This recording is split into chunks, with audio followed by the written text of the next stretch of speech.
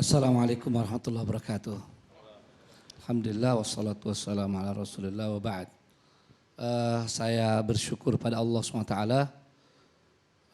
hadir di sini mendengarkan berbagai pemaparan dan tanggapan dan semakin memperkuat rasa syukur saya menjadi orang Islam Indonesia. Masalah yang utama dibahas malam ini dan pemicunya juga dari beberapa lontaran beberapa hari yang lalu adalah masalah radikalisme dalam kaitannya dengan agama, khususnya sebagian simbol agama dan lebih khusus cadar dan celana cingkrang.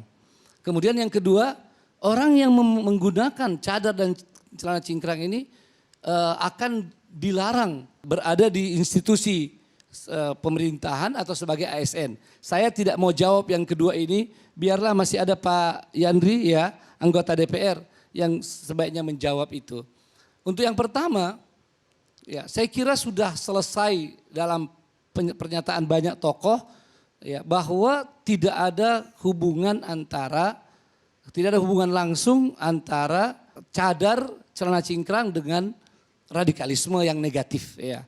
Saya sebenarnya lebih cenderung juga istilah ekstrim yang dikatakan Direktur NU online itu lebih jelas. Kalau sekarang ini radikalisme itu karena pertama dari asalnya ada negatif ada positif, maka orang selalu akan bertanya yang mana ini? Ya. Kemudian ketika yang negatif orang pun akan bertanya indikatornya apa? Ya, ini sangat penting untuk dibahas agar tidak ada korban-korban ya yang terjadi dari anak bangsa atas nama memberantas radikalisme. Ya. Ini yang sangat-sangat kita khawatirkan ketika radikalisme tidak jelas indikatornya, tidak jelas ya, atau tidak tersosialisasikan dengan baik, akan ada korban-korban. Mungkin kalau kita di Jakarta dekat dengan media, itu akan mudah dideteksi. Tapi di daerah-daerah, aparat keamanan atau bahkan mungkin sebagian dari masyarakat yang merasa ada ciri tertentu bisa dianggap radikal ya atau penganut radikalisme, tiba-tiba mereka diperlakukan tidak adil ya atau bahkan mungkin bisa sampai diinterogasi dan seterusnya. Ya, saya sepakat bahwa intoleran ini yang harus kita cegah. Tapi mari konsisten. Termasuk pelarangan-pelarangan pengajian itu adalah merupakan satu bentuk intoleran ya yang harus sama-sama kita atasi. Nah, menyangkut celana cingkrang dan atau cadar dulu. Saya kira ini apa seperti kata orang Arab rubba darratin nafi'ah. Kadang-kadang sesuatu yang tidak enak, sesuatu yang buruk itu jadi bermanfaat. Ya, beberapa hari ini saya kira orang-orang pakai cadar awalnya merasa tersudutkan, terpojokkan, tapi angin begitu cepat mulai berbalik ya. Sekarang malah menjadi tempat memperkenalkan apa sebetulnya cadar.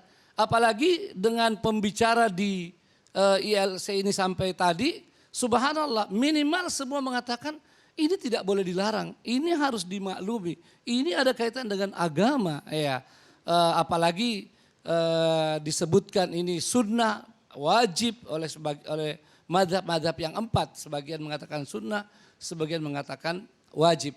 Maka ini adalah hal yang harus sudah kita lebih maju agar ke depan mudah-mudahan tidak lagi menjadi perdebatan. Dan bagi pihak-pihak yang merasa bahwa ada kekeliruan di dalam suatu lontaran, suatu sikap, suatu kebijakan, mengapa tidak ditarik saja ya.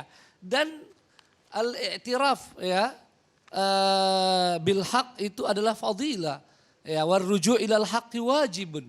Orang mengakui kebenaran itu adalah keutamaan dan kembali kepada kebenaran adalah suatu kewajiban. Ya, sehingga tidak sekedar menjadi diskursus, tidak menjadi suatu perdebatan yang banyak membuang energi. Ya, sekarang alhamdulillah teman-teman yang pakai cadar, celana cingkrang sekarang boleh dikatakan terbantu untuk memperkenalkan bahwa ini bukan hal yang ekstrim, bukan hal yang radikal dan seterusnya, dan itu patut disyukuri. Ini ada anekdot juga Bang Karni. Di Makassar itu tiba-tiba begitu banyak outlet atau toko-toko lah ya yang memasang spanduk diskon 50% bagi yang bercadar. Iya. Ini kalau mau saya perlihatkan dari sini. Iya. Itu luar biasa. Yang bercadar dan celana cingkrang dapat diskon 50%. Itu puluhan, ratusan toko, warung dan seterusnya. Ada juga satu lagi Bang Karni, ini menunjukkan orang Indonesia sebetulnya orang-orang yang luar biasa.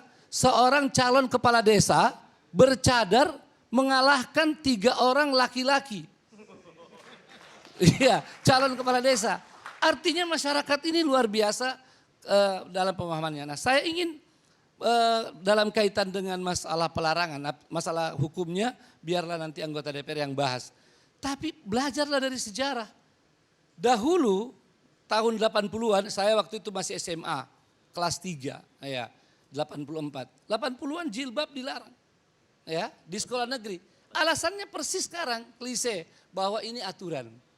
Kepala-kepala sekolah memecat dengan tega anak-anak siswi-siswi yang berjilbab itu hanya dengan alasan tidak sesuai dengan aturan. Ya. Tapi apa yang terjadi? Dipecat di sini satu, saya lihat, saya alami itu di SMA 1 Makassar, dipecat di sekolah lain 10 pakai jilbab. Yang 10 dipecat, 100 pakai jilbab. Dan begitu seterusnya, akhirnya di belakang hari kepala-kepala sekolah yang memecat, itulah yang dipecat. Ya, ketika kesadaran masyarakat tentang jilbab ini semakin kuat. Cadar ini sebetulnya nanti tidak akan jauh dengan dengan jilbab tadi. Sebab cadar ini minimal para ulama mengatakan mubah. Sebagian besar mengatakan sunnah dan sebagian lagi mengatakan wajib. Dan kesadaran untuk memakai cadar atau celana cingkrang ini tidak bisa lagi dicegah. Kenapa? Ini memang sudah hukum global saat ini, di mana informasi begitu cepat dan guru itu tidak terbatas lagi. Ya, ini hal yang harus disadari. Saya khawatir nanti ada orang-orang yang justru melarang cadar nanti malah dapat giliran dipecat. Ya, mudah-mudahan tidak. Ya, tapi itu bisa terjadi semacam satu karma. Nah, karena itu juga ini yang penting sekali dalam kehidupan beragama kita. Sesuatu yang sudah jelas dasarnya. Ini harus ada penghormatan kita. Ya. Kalau ada yang mengatakan, wah itu kan ada khilaf. Baik, itu khilaf. Tapi bagaimana untuk menilai khilaf itu? Kan ada ulama. Ya. Ada Majelis Ulama Indonesia, ada Nahdlatul Ulama, ada Muhammadiyah. Paling tidak 3 ormas besar ya, atau terbesar yang mempunyai kompetensi. Kita kembalikan bagaimana penilaian-penilaian itu. Agar kita tidak bebas nilai. Ya. Nah, saya setuju bahwa kita juga jangan apologi. Di dalam dunia Islam yang namanya radikal berdasarkan agama itu pasti ada. Dari zaman awal ada Khawarij. Ya, dan membawa korban tidak sedikit. Ada Syiah juga ya, yang telah membawa korban di waktu Karamitah berkuasa. Golongan Syiah itu ada 30.000 orang dibunuh ya, dari jemaah haji.